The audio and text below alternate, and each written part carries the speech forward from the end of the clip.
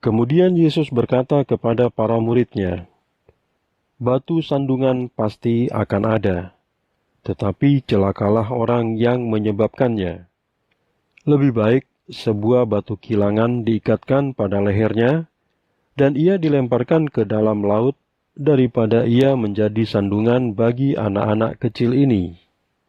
Waspadalah, jika saudaramu berbuat dosa terhadap kamu, tegurlah dia. Jika ia menyesali dosanya, ampunilah dia. Bahkan jika ia berdosa terhadap kamu sebanyak 7 kali dalam satu hari, dan kembali kepadamu 7 kali sambil berkata, 'Aku menyesal,' ampunilah dia." Kata rasul-rasul itu kepada Tuhan, "Tambahkanlah iman kami." Jawab Tuhan kepada mereka, "Jika kamu mempunyai iman sebesar biji sesawi saja, kamu dapat mengatakan kepada pohon murbe ini, 'Tercabutlah dari tanah dan tertanamlah di laut,' dan pohon itu akan taat kepadamu. Siapakah di antara kamu yang mempunyai hamba, yang sedang membajak atau menggembala, akan berkata kepada hambanya itu ketika ia kembali dari ladang, 'Mari, duduklah dan makan'? Bukankah ia malah akan berkata kepada hambanya itu, 'Siapkanlah makanan untukku, dan berpakaianlah yang layak untuk melayaniku, selagi aku makan dan minum. Sesudah itu, barulah kamu boleh makan dan minum.' Apakah ia akan berterima kasih kepada hambanya itu karena melakukan yang diperintahkannya? Begitu juga dengan kamu. Apabila kamu sudah melakukan semua yang diperintahkan kepadamu, hendaklah kamu berkata, 'Kami adalah hamba yang tidak berharga. Kami hanya melakukan apa yang wajib kami lakukan.'" Dalam perjalanannya menuju Yerusalem, Yesus menyusuri perbatasan antara Samaria dan Galilea. Saat masuk ke sebuah desa, dia bertemu dengan 10 orang kusta yang berdiri jauh-jauh darinya. Dan mereka berseru dengan suara nyaring, "Yesus, Guru, kasihanilah kami." Ketika Yesus melihat mereka, dia berkata kepada mereka, "Pergilah dan tunjukkan dirimu kepada imam-imam." Dan ketika mereka dalam perjalanan, mereka menjadi tahir.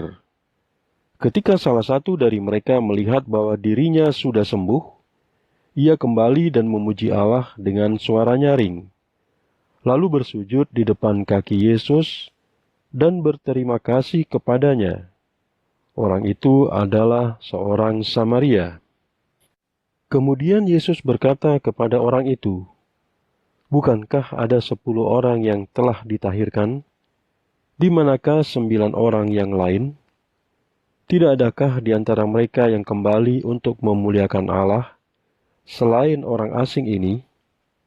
Lalu Yesus berkata kepadanya, "Bangun dan pergilah, imanmu telah menyelamatkan kamu." Ketika ditanya oleh beberapa orang Farisi tentang kapan kerajaan Allah akan datang, Yesus menjawab mereka dengan berkata, "Kerajaan Allah akan datang tanpa tanda-tanda yang dapat terlihat. Tidak akan ada orang yang berkata, 'Lihat, kerajaan Allah ada di sini,' atau 'Kerajaan Allah ada di sana,' karena sebenarnya kerajaan Allah ada di tengah-tengah kamu." Kemudian Yesus berkata kepada murid-murid-Nya, "Akan tiba saatnya, kamu ingin sekali melihat satu hari dari hari-hari Anak Manusia, tetapi kamu tidak dapat melihatnya. Orang-orang akan berkata kepada kamu, 'Lihat, di sana,' atau 'Lihat, di sini.' Akan tetapi, janganlah kamu pergi dan mengikuti orang-orang itu. Sebab, seperti kilat yang memancar dari ujung langit yang satu ke ujung langit yang lain, demikianlah juga Anak Manusia pada harinya. Akan tetapi, Anak Manusia harus menderita banyak hal terlebih dahulu dan ditolak oleh generasi ini. Dan seperti yang telah terjadi pada hari-hari di zaman Nuh, Demikianlah juga nanti pada hari-hari Anak Manusia. Orang-orang makan dan minum, menikah dan dinikahkan, sampai pada hari Nuh masuk ke dalam bahtera, dan datanglah banjir besar, lalu membunuh mereka semua. Sama halnya yang terjadi pada zaman Lot. Saat itu orang-orang makan, minum, membeli, menjual, menanam, dan membangun. Namun pada hari ketika Lot meninggalkan kota Sodom, api dan belerang jatuh dari langit seperti hujan dan membunuh mereka semua. Begitulah keadaannya pada hari ketika Anak Manusia dinyatakan. Pada hari itu, siapapun yang sedang berada di atap rumah dan barang-barangnya ada di dalam rumah, janganlah ia turun untuk mengambilnya. Dan siapapun yang sedang berada di ladang, janganlah ia pulang. Ingatlah apa yang terjadi pada istri Lot. Siapapun yang berusaha memelihara nyawanya, akan kehilangan nyawanya. Dan siapapun yang kehilangan nyawanya, akan menyelamatkannya.